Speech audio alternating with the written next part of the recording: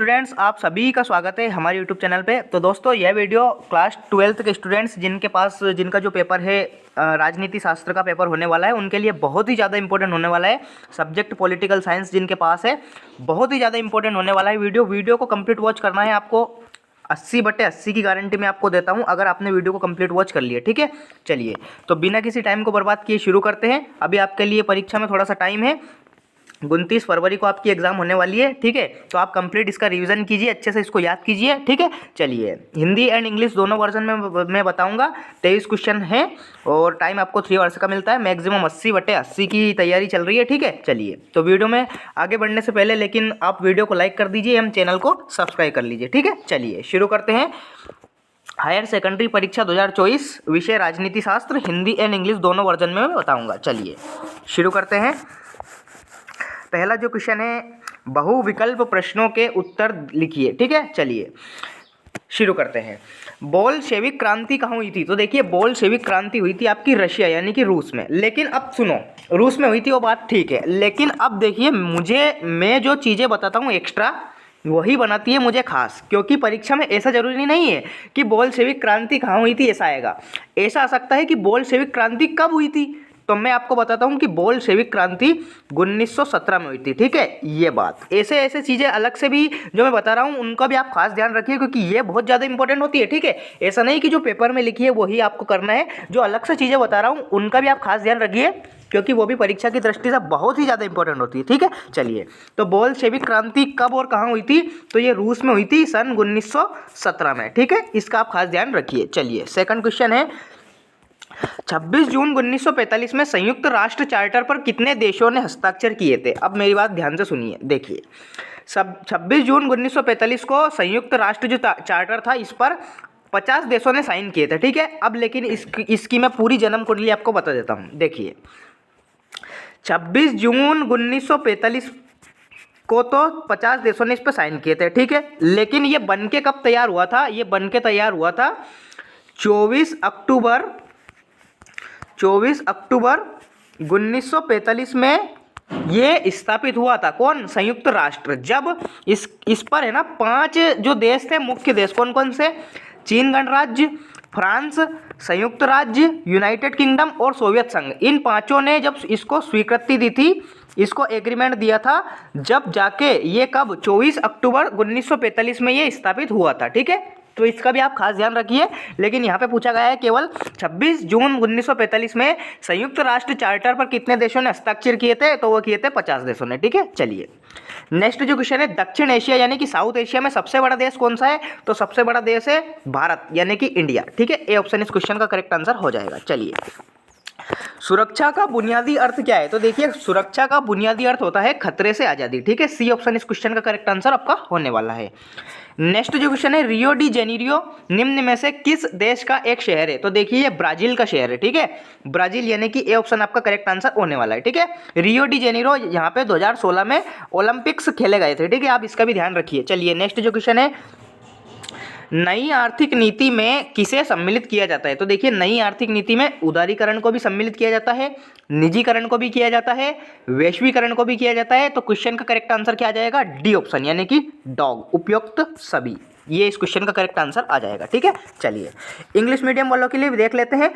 Where did Bolshevik revolution take place? तो ये Russia में इसने हुई थी ये बोल्शेविक क्रांति। ठीक है, 1917 में, इसका भी आप खास ध्यान रखिए। 1917 में।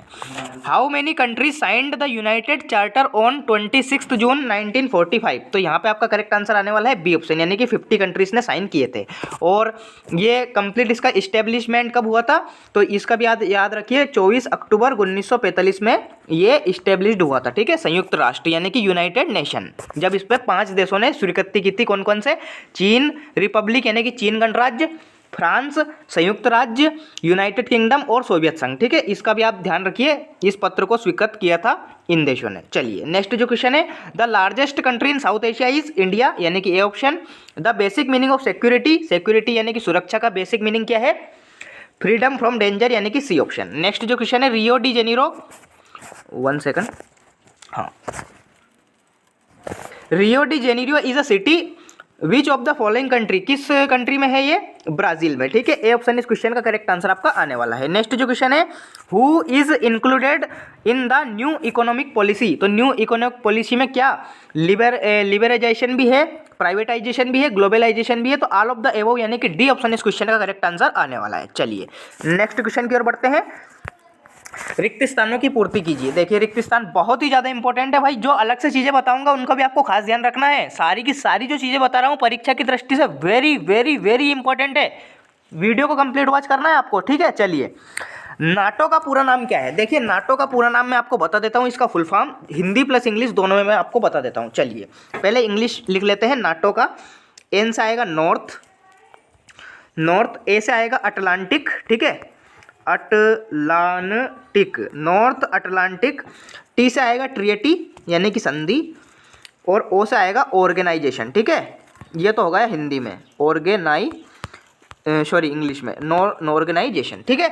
नॉर्थ अटलांटिक ट्रिएटी ऑर्गेनाइजेशन नाटो का ये पूरा नाम है। अब इसको हिंदी में भी मैं बता देता हूँ। देखिए नॉर्थ मतलब होता है उत्तरी, उत्तरी, अटलांटिक मतलब अटलांटिक ही होगा, ठीक है, अटलांटिक, नॉर्थ यानी कि उत्तरी अटलांटिक, ट्रिएटी मतलब होगा संधि, और ऑर्गेनाइजेशन मतलब होगा संगठन, ठीक है। ये इस क्वेश्चन का करेक्ट आंसर आ जाएगा, नाटो का पूरा नाम, ठीक है। अब बात आती है इसकी स्थापना कब हुई थी, तो मैं ये भी बता देता हूँ। देखिए इसकी स्थापना हुई थी 4 अप्रैल 1949 को, ठीक है, 4 अप्रैल 1949 को ये इसकी स्थापना हुई थी, खास ध्यान रखिए। चलिए ये किस प्रकार का संगठन है, तो ये एक सैन्य संगठन है, ठीक है, इसका भी आप खास ध्यान रखिए, ठीक है। पूरा का पूरा देखिए एक क्वेश्चन से आपको बहुत बातें सीखने को मिलती है, और यही है मेरी खासियत कि मैं एक क्वेश्चन को पूरा का पूरा खोल के रख देता हूं, ठीक है। अब इससे कोई सा भी क्वेश्चन आए नाटो से रिलेटेड आप लिख सकते हैं, ठीक है। नाटो का फुल फॉर्म लिख सकते हैं, नाटो की स्थापना लिख सकते हैं 4 अप्रैल 1949, नाटो क्या है तो एक सैन्य संगठन है, आप ऐसा लिख सकते हैं, ठीक है, इस प्रकार से। चलिए नेक्स्ट जो क्वेश्चन है, कोलंबो में राजीव जयवर्धने समझौता किस वर्ष में हुआ था। देखिए जो राजीव मतलब क्या है, देखिए कोलंबो यानी कि श्रीलंका में हुआ था ये, और भारत और श्रीलंका के बीच समझौता हुआ था। राजीव कौन था, राजीव गांधी था उस टाइम, ठीक है, राजीव गांधी। और जयवर्धने कौन था, जयवर्धने था वहाँ श्रीलंका का राष्ट्रपति, ठीक है। जयवर्धने कौन था, श्रीलंका का राष्ट्रपति। तो भारत और श्रीलंका के बीच ये समझौता हुआ था, कब हुआ था, 29 जुलाई 1987, ठीक है, 1987 में ये समझौता हुआ था। कौन सा, राजीव जयवर्धने समझौता। कहाँ पे हुआ था, श्रीलंका की राजधानी कोलंबो में हुआ था, ठीक है। चलिए विश्व बैंक की स्थापना कब हुई थी, तो देखिए विश्व बैंक की जो स्थापना हुई थी वो हुई थी जुलाई 1944 में, ठीक है। इसमें थोड़ा सा मुझे डाउट है कि 1944 है या 1945 है। आप इसका अगर आपको पता हो तो करेक्ट इसका वेरीफाई करके मुझे कमेंट बॉक्स में जरूर बताइए, ठीक है। लेकिन मेरे अकॉर्डिंग ये 1944 ही है, ठीक है। चलिए नेक्स्ट जो क्वेश्चन है, मानव के अस्तित्व को बचाने के लिए क्या आवश्यक है, तो देखिए मानव के अस्तित्व को बचाने के लिए शांति आवश्यक है। शांति लिख सकते हैं आप, पीस, सुरक्षा लिख सकते हैं, सिक्योरिटी, ठीक है। ये दोनों इस क्वेश्चन के करेक्ट आंसर आएंगे, ठीक है। शांति और सुरक्षा आवश्यक है। तो अगर विश्व युद्ध हो गया तो फिर मानव का अस्तित्व नहीं बचेगा, ये बात है। अगर 3rd वर्ल्ड वॉर हो गया, तीसरा विश्व युद्ध हो गया, ठीक है, तो फिर मानव का अस्तित्व नहीं बचेगा, इसलिए शांति और सुरक्षा आवश्यक है। चलिए वैश्वीकरण के कारण पूरी दुनिया में व्यापार में क्या हुई है, देखिए बहुत ही इंपॉर्टेंट क्वेश्चन है। जो वैश्वीकरण है आपका, उसने अंतर्राष्ट्रीय व्यापार को यानी कि इंटरनेशनल बिजनेस को क्या दिया है, बढ़ावा दिया है। तो इसमें क्या हो गई है, वैश्वीकरण के कारण पूरी दुनिया के व्यापार में वृद्धि हो गई है, यानी कि बढ़ावा मिला है इसको, ठीक है। बढ़ोतरी भी आप लिख सकते हैं, बढ़ोतरी, ठीक है। ये इस क्वेश्चन का करेक्ट आंसर हो जाएगा। राज्य पुनर्गठन आयोग की स्थापना कब हुई थी, तो मैं आपको बता देता हूं। देखिए राज्य पुनर्गठन के आयोग की स्थापना, इसमें भी मुझे थोड़ा सा डाउट है, क्योंकि कहीं कहीं है 1953 कहा गया है, 22 दिसंबर 1953, और कहीं कहीं पे इसको बताया गया है 1956, ठीक है। अब दोनों में से कौन सा वेरीफाई आंसर है आप मुझे कमेंट बॉक्स में जरूर बताइए, लेकिन मैं इससे रिलेटेड कुछ बातें बता देता हूँ। देखिए राज्य पुनर्गठन आयोग की स्थापना 22 दिसंबर 1953 मुझे लग रहा है, या फिर 1956 भी हो सकता है। न्यायाधीश फजल अली की अध्यक्षता में हुई थी, कौन से, फजल अली की अध्यक्षता में इसकी स्थापना हुई थी, ठीक है। एक बात तो ये, पहली बात, इसके अध्यक्ष कौन थे, फजल अली। अब दूसरी बात, इसमें कितने सदस्य थे, तो इसमें 3 सदस्य थे। कौन कौन, एक तो था फजल अली खुद, न्यायमूर्ति फजल अली, दूसरा था हृदयनाथ कुंजरू, और तीसरा था KM पाणिक्कर, ठीक है। ये तीनों इसके सदस्य थे, तो आपको इसका खास ध्यान रखना है। चलिए fill in the blanks English medium वालों के लिए भी देख लेते हैं। The full name of NATO is already मैंने बता दिया है, north Atlantic treaty organisation.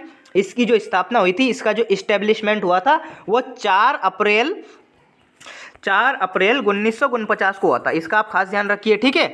Rajiv Jayewardene pact in Colombo was signed in, मैंने आपको बताया है, डेट सहित बताया है, 29 जुलाई 1987। इस क्वेश्चन का करेक्ट आंसर आपका आ जाएगा, ठीक है। चलिए, the world bank was established इन, मैंने बताया है 1944 या फिर 1945। आप इसका वेरीफाई मुझे करके जरूर बताइए, मेरे अकॉर्डिंग 1944 होना चाहिए। To save human existent dash is necessary, तो आप इसमें लिख सकते हैं पीस लिख सकते हैं या फिर सिक्योरिटी लिख सकते हैं, ठीक है। पीस यहाँ पे आप लिख सकते हैं, आपका बिल्कुल करेक्ट माना जाएगा।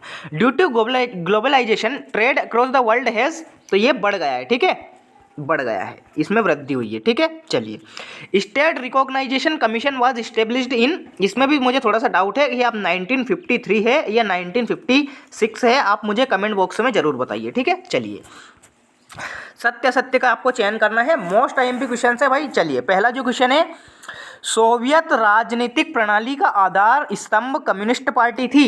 तो देखिए, पहले क्वेश्चन का करेक्ट आंसर आ जाएगा आपका बिल्कुल करेक्ट, ठीक है, कम्युनिस्ट पार्टी ही थी।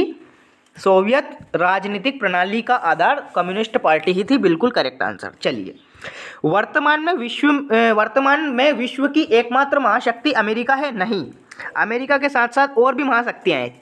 अपन रशिया को भी मान सकते हैं, नॉर्थ अमेरिका जो किम जोंग उन है वो भी एक महाशक्ति है, भारत भी धीरे धीरे बन रहा है, ठीक है।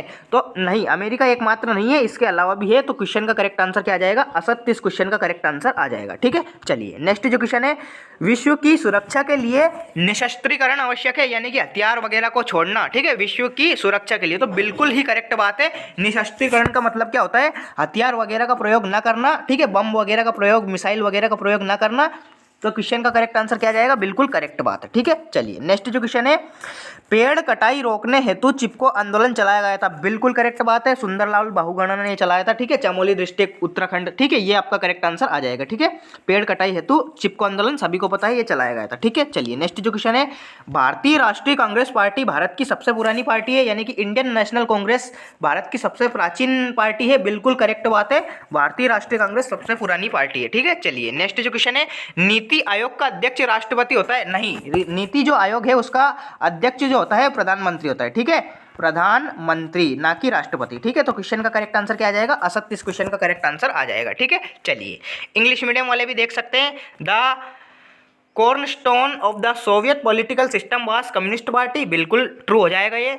America is currently the world only super power, नहीं, ओनली अमेरिका नहीं है, इसके अलावा भी और भी हैं। Disarmament is necessary for the security of the world, बिल्कुल सही बात है, निशस्त्रीकरण बिल्कुल आवश्यक है। Chipko movement was launched to stop tree cutting, बिल्कुल करेक्ट बात है। Indian National Congress party is the oldest party, बिल्कुल करेक्ट बात है। द चेयरमैन ऑफ NITI आयोग इज द प्रेसिडेंट, नहीं, प्राइम मिनिस्टर होता है, ठीक है। तो क्वेश्चन का करेक्ट आंसर क्या आ जाएगा? फॉल्स इस क्वेश्चन का करेक्ट आंसर आ जाएगा। इस प्रकार से अपन देख सकते हैं। चलिए, मैच द कॉलम यानी कि सही जोड़ी का आपको मिलान करना है, मोस्ट IMP है सारे के सारे क्वेश्चन। चलिए, इनको देख लेते हैं जल्दी से। पहला जो क्वेश्चन है, शॉक थेरेपी का परिणाम। देखिए, शॉक थेरेपी का परिणाम क्या है? अर्थव्यवस्था का तहस नहस होना, सामने ही लिखा है, ये इस क्वेश्चन का करेक्ट आंसर हो जाएगा।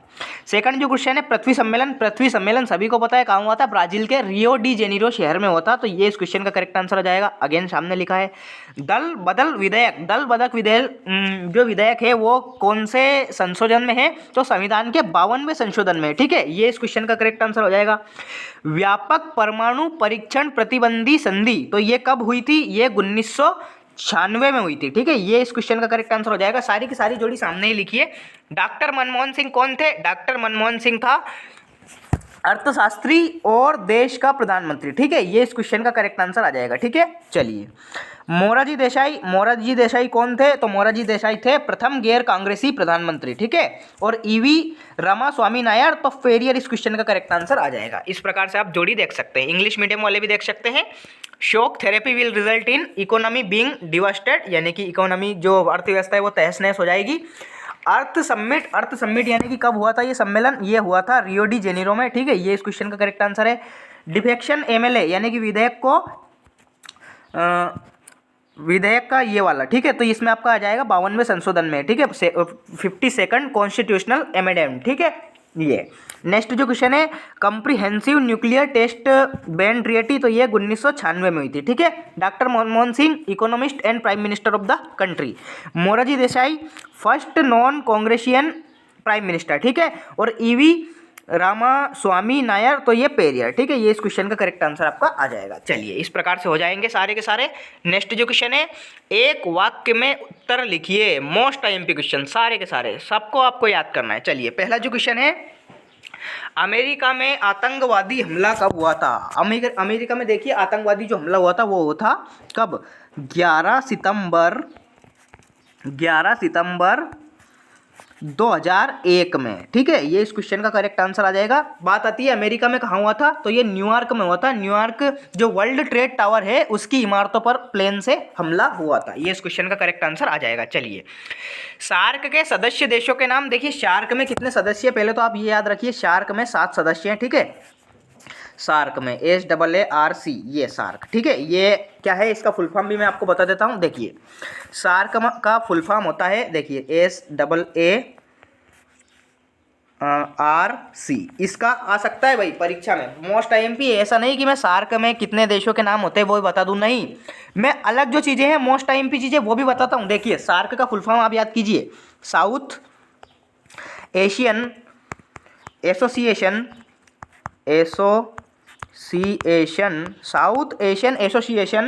For regional cooperation. ठीक है, ये इस क्वेश्चन का इस सार्क का फुल फॉर्म आ जाएगा। ठीक है, रीजनल कोऑपरेशन। अब इसको हिंदी में भी मैं आपको बता देता हूँ। देखिए, साउथ मतलब होता है एशिया, दक्षिण, एशियन मतलब होता है एशियाई, रीजनल मतलब होता है क्षेत्रीय, एसोसिएशन मतलब होता है संयोग, कोऑपरेशन संगठन। ठीक है, ये इस क्वेश्चन का करेक्ट आंसर आ जाएगा। इंग्लिश में शार्क का फुल फॉर्म होता है south Asian association for regional cooperation, और हिंदी में इसका फुल फॉर्म होता है दक्षिण एशियाई क्षेत्रीय सहयोग संगठन। ठीक है, चलिए अब इसको पूरा का पूरा मैं खोल के ही रख देता हूँ, क्योंकि सार्क की बात आई तो पूरा का पूरा देखिए। इसकी स्थापना इसकी हुई थी 8 दिसंबर 1985 में। ठीक है, 8 दिसंबर 1985 में इसकी स्थापना हुई थी। चलिए, अब इसके देशों के बारे में मैं आपको बता देता हूँ। देखिए, इसमें 7 देश हैं। कौन कौन से?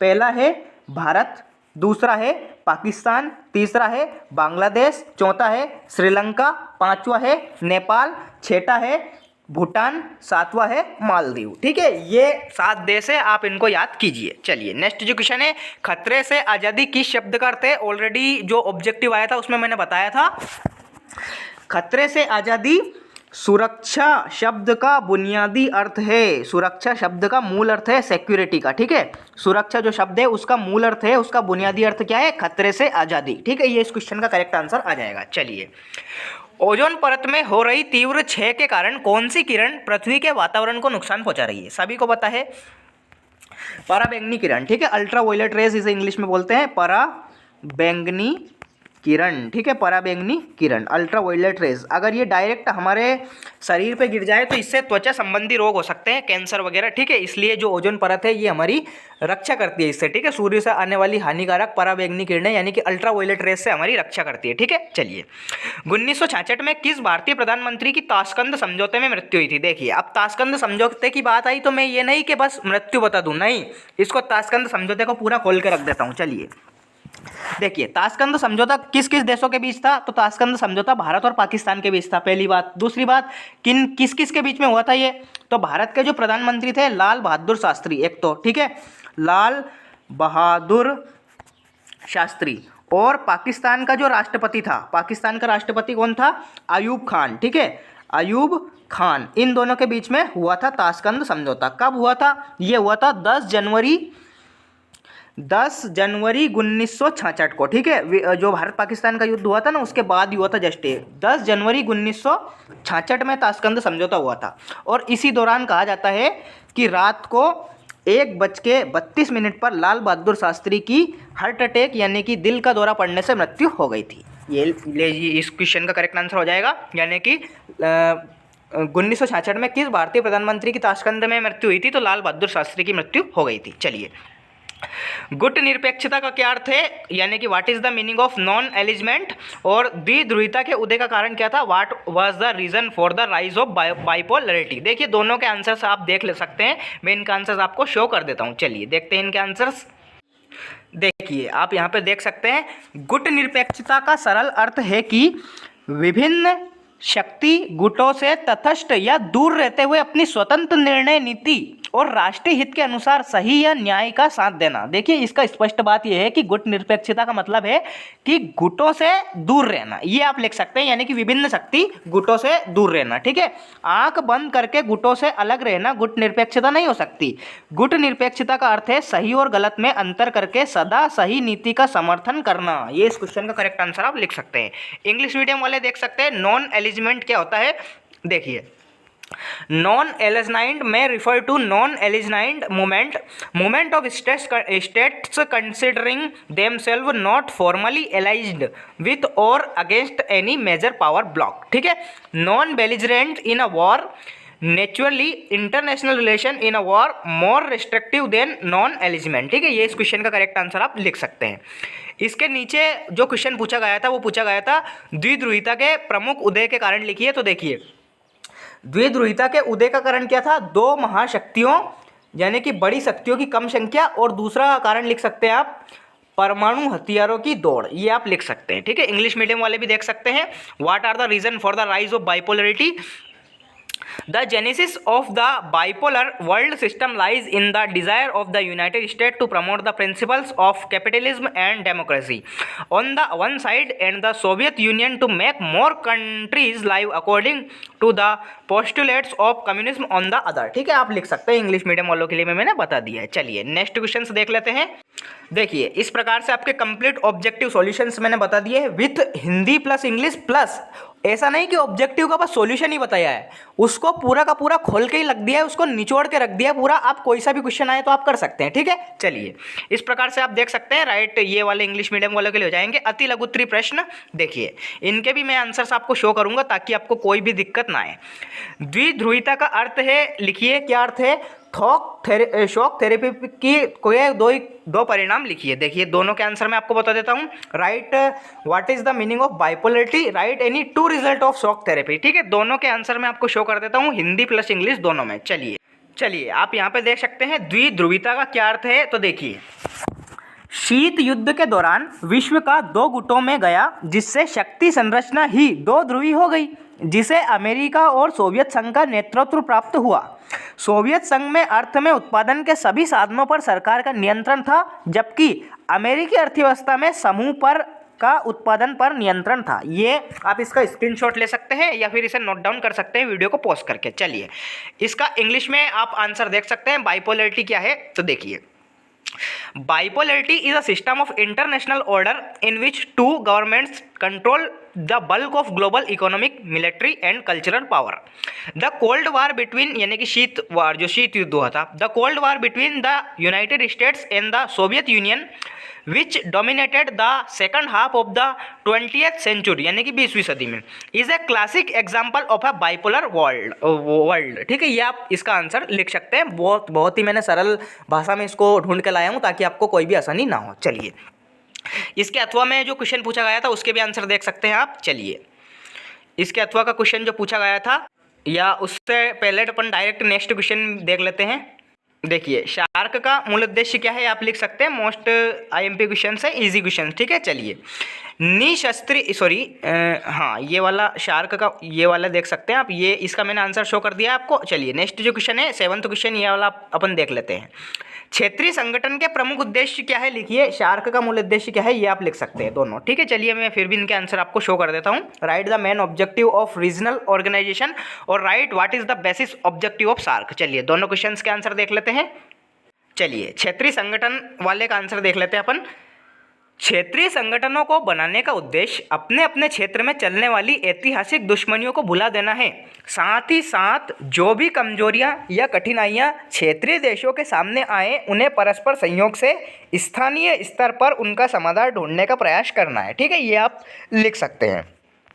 इंग्लिश मीडियम में भी देख सकते हैं, they have been established to foster cooperation and political and economical integration और डायलॉग अमोंग स्टेट्स और entities within a restrictive geographical और जियोपॉलिटिकल बाउंड्री। ठीक है, ये इस क्वेश्चन का करेक्ट आंसर हो जाएगा। ठीक है, चलिए इसके अथवा में जो क्वेश्चन पूछा गया था सार्क के क्या उद्देश्य है, तो वो भी आप देख सकते हैं। देखिए 8 दिसंबर 1985 को बने इस संगठन का उद्देश्य दक्षिण एशिया में आपसी सहयोग से शांति और प्रगति हासिल करना है। सार्क के 7 सदस्य कौन कौन से हैं? भारत, पाकिस्तान, बांग्लादेश, श्रीलंका, नेपाल, भूटान और मालदीव। दक्षिण एशिया में आपसी सहयोग के लिए संगठन बनाने की बात सबसे पहले उठी मई 1980 में। ठीक है, ये इस क्वेश्चन का करेक्ट आंसर आ जाएगा। इंग्लिश में भी अपन शो कर देते हैं, the main objectives of SAARC are to place regional cooperation on a firm foundation, accelerated the pace of social and economical development of the countries and further the cause of peace, progress and stability in the region. ये इस question का correct answer आ जाएगा। बढ़ते हैं next question की ओर। 7th अपना complete हो चुका है। 8th क्वेश्चन देखिए, यहाँ पे क्या दे रखा है, निशस्त्रीकरण से क्या अर्थ है? निशस्त्रीकरण से आप लिख सकते हैं, फिर भी मैं आपको आंसर शो कर देता हूँ। देखिए हथियार वगैरह का प्रयोग ना करना ही निशस्त्रीकरण है। डिसअरेंजमेंट है। सुरक्षा किसे कहते हैं? What is security? चलिए चारों के आंसर आप देख लेते हैं, हिंदी प्लस इंग्लिश दोनों लैंग्वेज में। ठीक है, चलिए देखिए निशस्त्रीकरण से क्या समझते हैं, तो देखिए निशस्त्रीकरण का अर्थ है विनाशकारी हथियारों, अस्त्रों शस्त्रों के उत्पादन पर रोक लगाना तथा उपलब्ध विनाशकारी हथियारों को नष्ट करना। जैसा मैंने बताया था, बिल्कुल यही आंसर आपका होने वाला है। इंग्लिश में भी आप देख सकते हैं, अगेन हिंदी में आप देख सकते हैं, disarmament is the act of reducing, limiting और एबोलिशिंग वेपन्स। ठीक है, नष्ट करना, एबोलिशिंग मतलब होता है नष्ट करना, डिस्ट्रॉय करना। ठीक है, disarmament generally refers to a country's military or specific type of weaponry. ठीक है, disarmament is often taken to mean total elimination of weapons of mass destruction such as nuclear arms। ठीक है, वही बात है। निशस्त्रीकरण का अर्थ है विनाशकारी हथियारों, अस्त्रों शस्त्रों के उत्पादन पर रोक लगाना तथा उपलब्ध विनाशकारी हथियारों को नष्ट करना। ठीक है, ये आप इसका आंसर देख सकते हैं। इसके अथवा का जो क्वेश्चन है सुरक्षा का क्या अर्थ है, तो वो भी आप देख सकते हैं, उसका भी मैं आंसर शो कर देता हूँ। चलिए दोनों लैंग्वेजेस में, चलिए पहले इस बार इंग्लिश में करते हैं। ठीक है, security is protection from a resistance against potential harm. Beneficiaries of security may be persons and social groups, objects and institutions, ecosystem or any other entity or phenomenon vulnerable to unwanted change। vulnerable मतलब होता है कमजोर। ठीक है, सुरक्षा हानि से बचाव करने की क्रिया और व्यवस्था को कहते हैं। यह व्यक्ति, स्थान, वस्तु, निर्माण, निवास, देश, संगठन या ऐसी किसी भी अन्य चीज के संदर्भ में प्रयोग हो सकती है जिसे नुकसान पहुंचाया जा सकता हो, इसे कहते हैं अपन सुरक्षा। ठीक है, आज़ादी से खतरा। ठीक है, खतरे से आज़ादी। ठीक है, ये इसका बुनियादी अर्थ होता है, ये इसका मूल अर्थ होता है क्या? खतरे से आज़ादी। चलिए नेक्स्ट क्वेश्चन की ओर बढ़ते हैं। देखिए 8th अपना हो चुका है कंप्लीट। नेक्स्ट क्वेश्चन है साझी संपदा प्रबंधन क्या है, लिखिए। और वैश्विक ताप वृद्धि, मोस्ट टाइम पे क्वेश्चन है भाई, ग्लोबल वार्मिंग मोस्ट टाइम पे क्वेश्चन है, इसको याद करना कंप्लीट। ठीक है, सारे जो क्वेश्चन है, हालांकि मोस्ट टाइम इंपॉर्टेंट ही है, लेकिन इसका आप खास ध्यान रखिए, ये परीक्षा में आएगा। ठीक है, साझी संपदा प्रबंधन क्या है, what is shared property management, वैश्विक ताप वृद्धि यानी कि ग्लोबल वार्मिंग किसे कहते हैं। चलिए इनके आंसर देखते हैं। देखिए साझी संपदा प्रबंधन अनुभाग का प्रधान प्रशासन अधिकारी 3rd है, जो संपदा अधिकारी के रूप में कार्य करते हैं। संपदा प्रबंधन अनुभाग क्वार्टरों के आवंटन तथा लाइसेंस शुल्क, जल एवं विद्युत प्रभार की वसूली, आवंटन नियमों के प्रावधान के अनुरूप शिकायतों के अनुरक्षण, मॉनिटरण तथा बेदखली गतिविधि आदि से संबंधित कार्यों के लिए उत्तरदायी है। ठीक है, ये इस क्वेश्चन का करेक्ट आंसर हो जाएगा।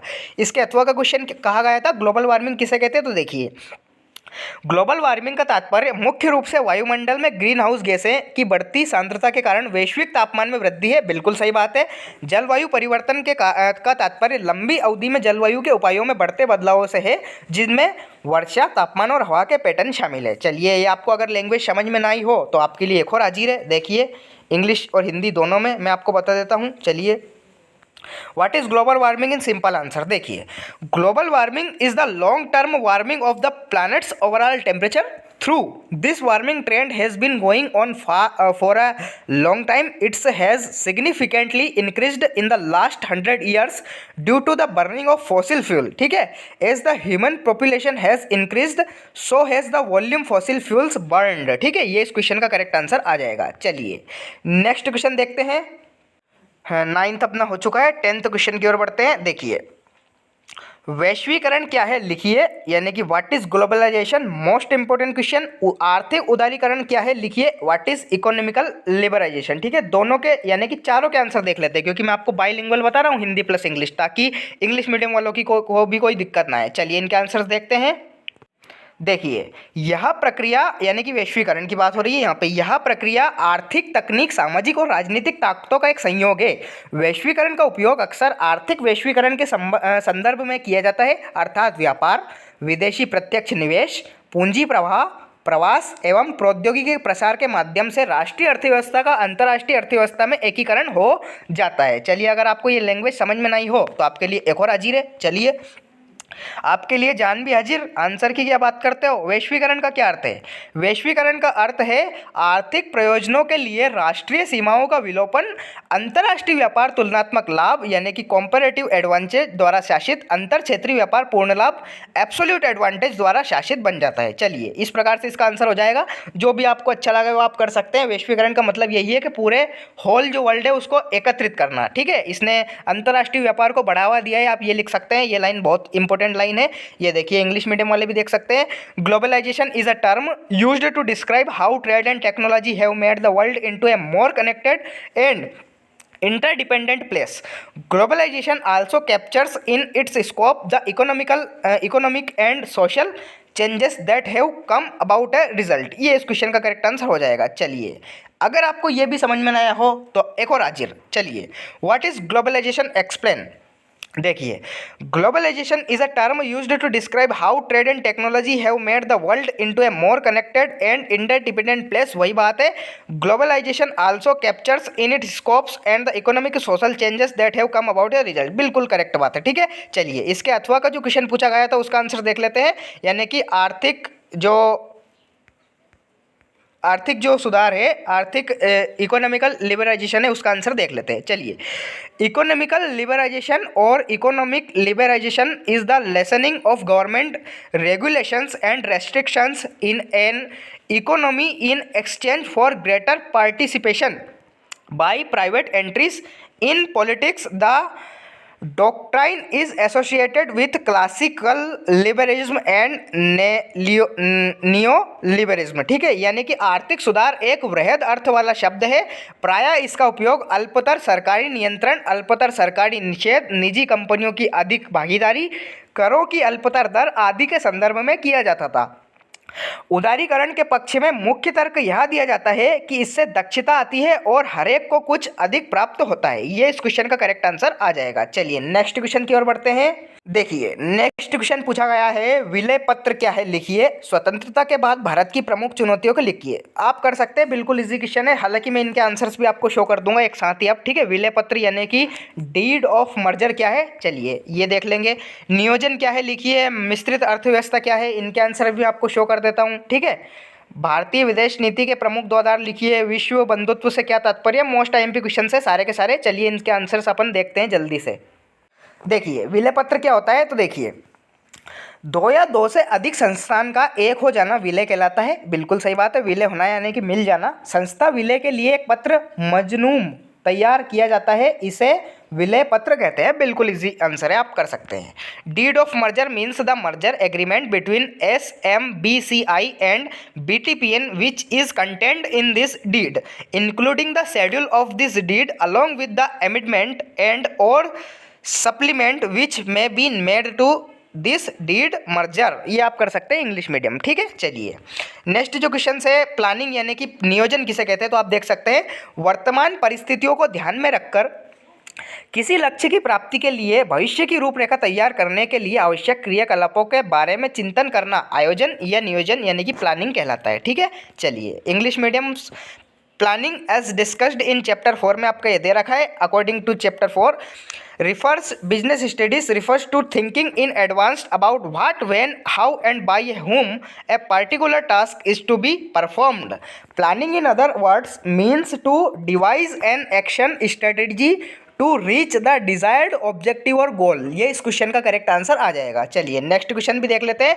मिश्रित अर्थव्यवस्था क्या है, देखिए मिश्रित अर्थव्यवस्था क्या होती है। तो देखिए एक मिश्रित अर्थव्यवस्था एक ऐसी अर्थव्यवस्था है जो अलग अलग मार्केट एवं आर्थिक योजनाओं का मिश्रण है, जिसमें निजी क्षेत्र और राज्य अर्थव्यवस्था को निर्देशन करते हैं, या फिर एक ऐसी अर्थव्यवस्था जिसमें सार्वजनिक स्वामित्व तथा निजी स्वामित्व का मिश्रण होता है, या जिसमें आर्थिक हस्तक्षेपवाद का मिश्रण मुक्त मार्केटों के सहित किया जाता है। ठीक है, इंग्लिश मीडियम में भी देख लेते हैं। A mixed economy is an economic system that accept both private business and nationalised government service like public utilise safety military welfare and education. A mixed economy also promote some form of regulation to protect the public, the environment और interest of the state. ये इस question का correct answer आ जाएगा। आप इसको बिल्कुल easily याद कर सकते हैं। ठीक है, चलिए नेक्स्ट क्वेश्चन का भी आंसर देख लेते हैं। 1980 के दशक को खतरनाक दशक क्यों कहा गया, ये क्वेश्चन पूछा गया है। तो देखिए 1980 का जो दशक है उसको खतरनाक दशक कहा जाता है, क्योंकि गरीब, गैर बराबरी, सांप्रदायिक और क्षेत्रीय विभाजन आदि के सवाल अभी अनसुलझे थे। संभव था कि इन सारी कठिनाइयों के कारण देश में लोकतंत्र की परियोजना असफल हो जाती थी तथा खुद देश ही बिखर जाता था। ठीक है, ये इस क्वेश्चन का करेक्ट आंसर हो जाएगा। इंग्लिश में भी देख सकते हैं। Why was 1980s called a dangerous decade? The AIDS जो एड आपकी बीमारी थी, epidemic, become recognised in the 1980s and has since killed an estimated 39 million people as of 2013। 39 million people मारे जा चुके हैं। Global warming become well known to the scientific and political community in 1980s। ये इस question का correct answer हो जाएगा। चलिए क्वेश्चन सारे के सारे इजी हैं, आप इनको याद कर सकते हैं। सारे के सारे मैंने शो कर दिए। देखिए नियोजन क्या है, मिश्रित अर्थव्यवस्था, ठीक है, ये आप कर सकते हैं। सारे के सारे इजी। 1980 का दशक ये मैंने आपको बता दिया है। आपातकाल क्या है, सारे क्वेश्चन। यूरोपिक आर्थिक सहयोग संगठन का वर्णन, मोस्ट आईएमपी क्वेश्चन है सारे के सारे। इनको आप कंप्लीट याद कीजिए। सार्क और साफ्टा के प्रमुख उद्देश्य क्या है, मैंने आपको ऑलरेडी बता दिया है। हैदराबाद की रियासत पर संक्षिप्त टिप्पणी लिखिए, मोस्ट आईएमपी क्वेश्चन है। ठीक है, चलिए दीर्घोत्तरी प्रश्न भी यहाँ पे दे रखे हैं, आप इनको कंप्लीट याद कीजिए। ठीक है, चलिए तो इस प्रकार से मैंने क्लास 12th जो आपका पॉलिटिकल साइंस का पेपर होने वाला है, इसका कंप्लीट मैंने सॉल्यूशन बता दिया है। अगर आपने वीडियो को कंप्लीट वॉच कर लिया तो यकीन मानिए आपके 80/80 कहीं भी जाने वाले नहीं है। और भी वीडियोस मैं आपके लिए बना दूंगा ताकि आपको कोई भी दिक्कत ना हो। आपका पेपर अभी टाइम है आपका पेपर होने में, ठीक है, इसलिए आप इस वीडियो को कंप्लीट वॉच कीजिए, इसका कंप्लीट रिवीजन कीजिए। ठीक है, चलिए तो चैनल को सब्सक्राइब कर लीजिए, क्योंकि ऐसे ही वीडियो मैं आपके लिए बनाता रहूँगा। और 80/80 की तैयारी चल रही है, आप 80/80 फोड़ के आ जाओगे। चलिए तो मिलते हैं नेक्स्ट वीडियो में, तब तक के लिए टाटा बाय बाय, जय हिंद, वंदे मातरम।